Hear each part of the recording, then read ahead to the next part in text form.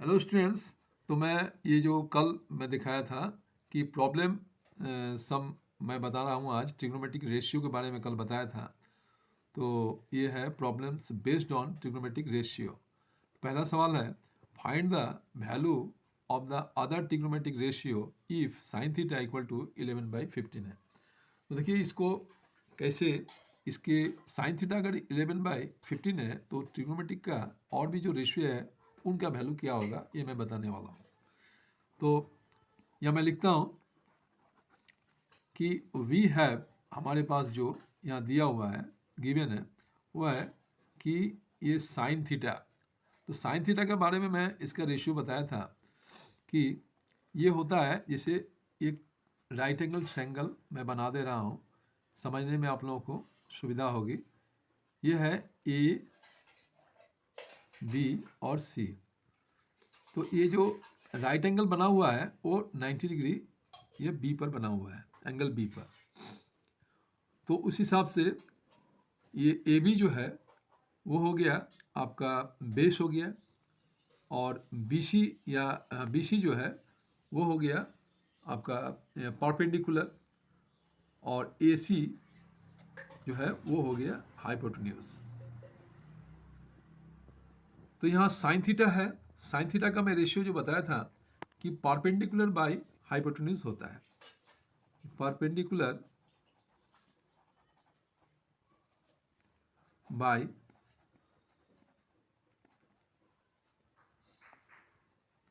Hypotenuse होता है। Equal to दिया हुआ है यहाँ 11/15। इसका मतलब है कि ये परपेंडिकुलर 11 है और हाइपोटेन्यूज है 15। मतलब परपेंडिकुलर 11 है और हाइपोटेन्यूज है वो 15 है। मतलब इसको एक यूनिट दे सकते हैं, सेंटीमीटर या मीटर कुछ भी। तो अब यहाँ पर फाइंड आउट करना होगा आपको बेस, कि बेस कितना है। जब तक बेस नहीं फाइंड आउट करेंगे तब तक अदर जो रेशियो है ट्रिग्नोमेट्रिक वो पता नहीं चलेगा। इसीलिए so we draw a triangle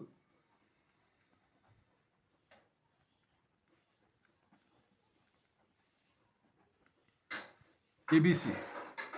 जो ये ट्रायंगल एबीसी ड्रॉ किया गया है और ये राइट एंगल्ड होगा एट बी पर, सच दैट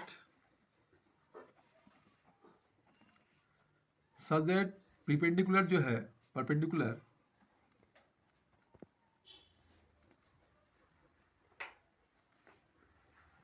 इक्वल टू जो बी सी है वो है 11 यूनिट्स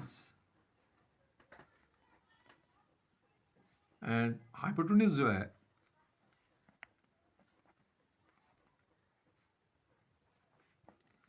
वो ए सी वो है 15 यूनिट्स।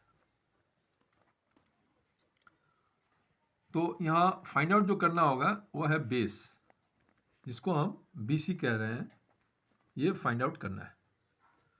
तो इसको फाइंड आउट करने के लिए एक थ्योरम होता है जिसको हम लोग पाइथागोरस का थ्योरम कहते हैं, जो बहुत ही फेमस है। तो इस थ्योरम से हम फाइंड आउट कर सकते हैं, इसलिए यहाँ मैं उस थ्योरम को अप्लाई करूँगा।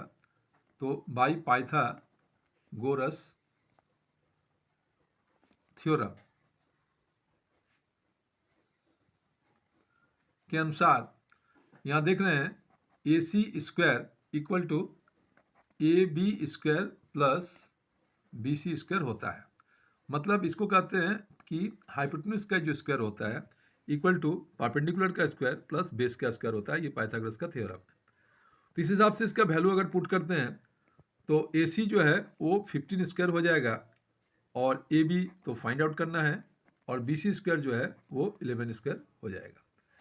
इस तरह से A B square equal to जो निकलता है कि 15 स्क्वायर माइनस 11 स्क्वायर, ये 15 स्क्वायर इधर जाएगा तो minus 11 square equal to A B square होता है। तो इसको मैंने इसलिए इस तरह लिख दिया कि A B square equal to 15 square minus 11 square.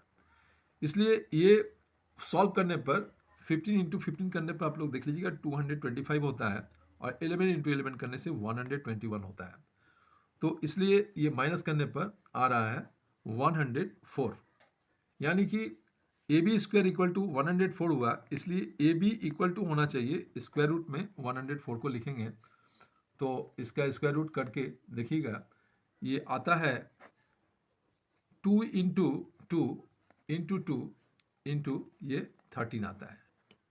तो ये हो जाएगा, इसका 2 का पेयर निकल रहा है, ये स्क्वायर रूट से बाहर जाएगा और 13 2 जाए ये 26, ये होगा ए बी का वैल्यू। तो इस तरह से अब हम लोग बाकी जो रेशियो है उनका वैल्यू निकालेंगे। तो इस तरह से when we consider the trigonometric ratio of angle A, तो उस तरह से वी हैव हमारे पास क्या होता है, ट्रिग्नोमेट्रिकल रेशियो जो ए है इसको अगर हम थीटा मान लेते हैं तो इसी पर हम कंसीडर करेंगे रेशियो को, क्यों, यह एक्यूट एंगल होता है। तो इस तरह से बेस जो होता है, base equal to A B है, इक्वल टू ये 2√26 है, और परपेंडिकुलर जो है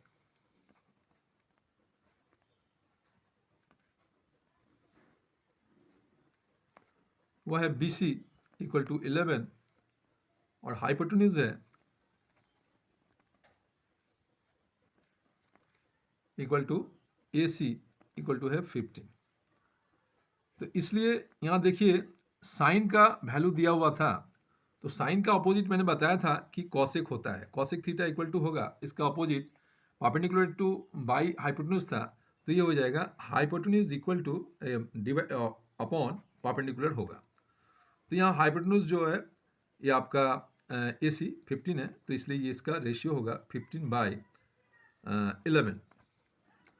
इसके बाद कॉस का देखते हैं कि कॉस थीटा क्या होता है। तो कॉस थीटा का रेशियो मैंने बताया था कि बेस बाय हाइपोटेन्यूज होता है, तो बेस बाय ये हाइपोटेन्यूज, इसलिए जबकि तीनों का वैल्यू हम लोग मालूम कर लिए हैं, इसलिए इनको रेशियो निकालना बहुत इजी हो रहा है। इसी तरह से निकालना होगा। तो ये कॉस थीटा का बेस बाय हाइपोटेन्यूज होता है, तो बेस में है 2√26 है, इसलिए यहाँ लिखेंगे 2√26 बाय, और हाइपोटेन्यूज में है 15, तो ये होगा कॉस थीटा का रेशियो।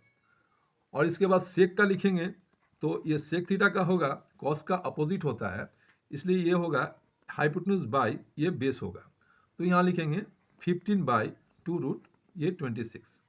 इसके बाद स्टूडेंट्स रह जाता है टेन और कॉट। तो टेन थीटा का होता है परपेंडिकुलर बाय बेस होता है, इसलिए यहाँ लिखेंगे परपेंडिकुलर का जो वैल्यू है 11 और बेस का 2√26, और उसके बाद कॉट थीटा रहता है, तो कॉट थीटा टेन का उल्टा होता है, इसलिए होगा बेस बाय परपेंडिकुलर, और यहाँ लिखेंगे 2√26/11। तो स्टूडेंट्स इस तरह से मैंने दिखा दिया कि कैसे एक रेशियो के आधार पर हम बाकी रेशियो को निकाल सकते हैं। जो साइन थीटा का दिया हुआ था 11/15, तो उसी के बेस पर मैंने राइट एंगल ट्रायंगल में जो मैं बाकी बेस को निकाला, यहाँ पर हाइपोटेन्यूज और परपेंडिकुलर दिया हुआ था, पिथागोरस का थ्योरम से निकाला बेस को। जब तीनों मालूम हो गया तो बाकी रेशियो भी इस तरह से निकाल सकते हैं आप लोग भी। तो स्टूडेंट्स ये कैसा लगा वीडियो आप लोगों को कमेंट करके बताइएगा, और इस तरह पर बेस करके मैं दूसरा सवाल भी नेक्स्ट वीडियो में बताऊंगा। और वीडियो देखने के लिए थैंक यू, धन्यवाद। अच्छा लगे तो इसको लाइक सब्सक्राइब जरूर कीजिएगा।